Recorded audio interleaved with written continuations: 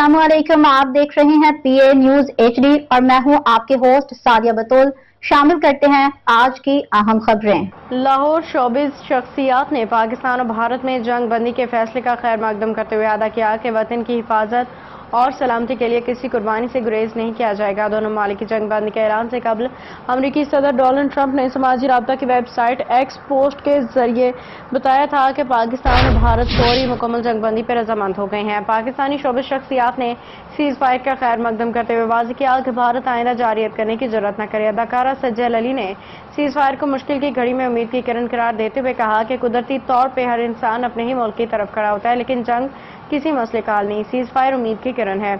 अदाकार उस्मान खालिद भट्ट ने भी सीज फायर का खैर मकदम करते हुए लिखा कि अभी तक पहलगाम वाक़े के हमलावरों का पता लगाना बाकी है। मज़कूरा हमले के पाकिस्तान पर लगाए गए इल्जामात बेबुनियाद हैं। इमरान खान ने भी दोनों ममालिक के दरमियान जंग बंदी के ऐलान पर इजहार इत्मीनान किया और साथ ही लिखा कि पाकिस्तान को कमजोर न समझा जाए। अदाकार हुमायूं सईद ने भी सीज फायर पर इंस्टाग्राम में स्टोरी लिखा कि पाकिस्तान ने हमेशा अमन की बात की है और जंग किसी मसले का हल नहीं। उम्मीद है दोनों ममालिक में ऐसे ही अमन कायम रहेगा।